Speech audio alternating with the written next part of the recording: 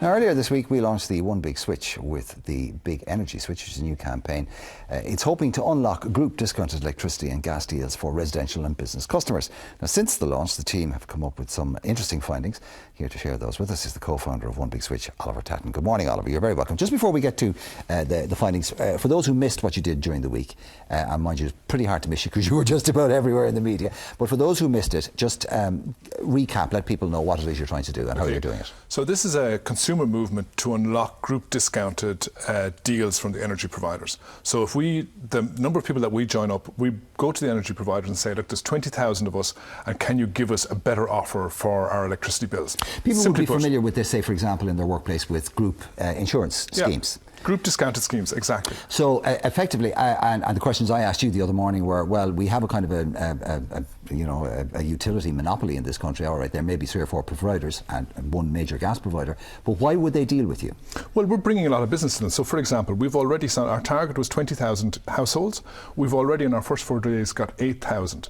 So we're well ahead of target, and the buying power of that is 16 million euros. So we're actually going to the energy providers now saying we've already got 16 million euros of energy bills that we want to get a better offer on. And by the end of the campaign, we'll have more than 40 million. So, of course, they want to talk to us. OK, well, I was a bit sceptical because I thought, well, these people have a monopoly or they're in the driver's seat. They don't have to deal with you if they don't want. But you said they're actually very sensitive and receptive to it. They are. Absolutely. They are. Now, the way this would work would be I would sign up to One Big Switch, and then when you have the 20,000, you go act on my and the other 19,999 people's behalf, and you come back to me and you say, right, your ESB bill is costing you, say, 500 a month at the moment. This new deal will get it for you at, say, 420 or 450. And I decide then, yes, I'll sign up for that or not. And there's no cost to me. There's no cost to you, Mark, but there's no obligation. So like when you get the offer from us, you can decide whether to take it or not. And if you don't want to take it, you can go back to your existing provider and try and negotiate yourself with them and try and get a better deal. This is win-win and no lose-lose. It's win-win. There's no downside to it. There's no obligation in it.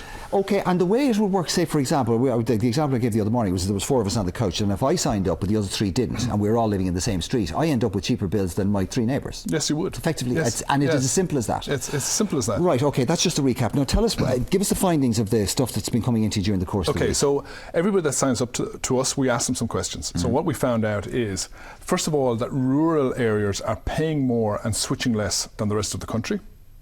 Right, so that's a kind of a contradiction in terms, isn't it? If you're not switching and you're paying more, you haven't shopped around. So that's what's happening in rural areas. Is that because they're less likely to shop around? Well, in Dublin, people are much more attuned to switching, and probably that is because their living costs are higher. So housing costs, everything else is probably higher than in rural areas. They also have the options to switch as well. So is it easier for them to do that? Well, I don't think so. I think it's more sensitivity to higher bills. So the pain is higher, let's say, in urban areas. So people have been more sensitized to switching.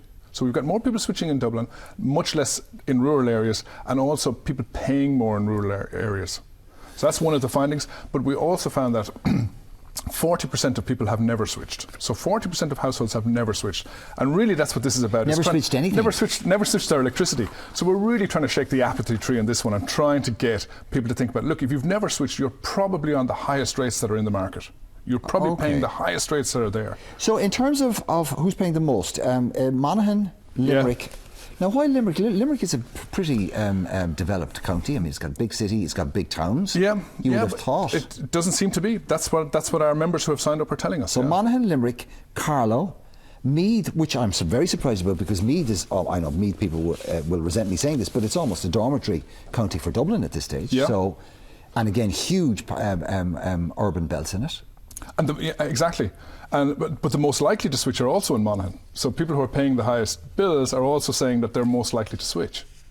OK, even though they do it less than anybody else. Even though they've been historically doing it less than everybody else. And that's very positive because it shows that what is actually happening with this campaign is those who are paying the highest bills and those who have never switched are actually starting to think about switching.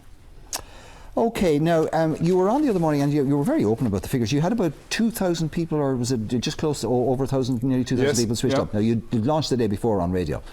As a result of being on Ireland M, what did you end up with? We had 2,000 coming in that day. So 2,000 of your viewers signed up. So I think people are seeing it as a very useful And you're now campaign. up to 8,000? We're over 8,000 now. In 4 days? In 4 days. And all you need, your critical mass is 20,000? 20,000. So we're nearly halfway there in the first 4 days. Okay. So I think and we're going to as soon as you hit that 20,000, you then go to Electric Ireland or EirGrid or whoever it is. We're already speaking to them. We've already engaged with them, but you know the important thing in this market is the more people that join, the bigger the potential discounts are. You know, the more people, if I can go in and say, I've got a mandate from 8,000 people, 20,000 households, 40,000 households, that's when we really start to see significant discounts. Okay, people are that's going to say, that's great, what's in it for you? Well, we asked the energy company ultimately to pay some of our campaign costs, either for this campaign and possibly even future campaigns if we get into other areas. So that's what we asked them to do. You're not limiting yourself just to heat and gas. At the moment it's electricity, that's the one we're focusing on. This is an experiment, we want to see if it works, but if it works, then we might move on to other areas. In Australia, we had Lachlan on the other morning, they've done many other... Mortgages. They've done mortgages, health insurance... Okay, well look, I suppose baby steps, onebigswitch.ie. Onebigswitch.ie. Okay. Just the email address is all you need to sign on. Just sign on, it won't cost you anything, and who knows, could save you a lot of money. Oliver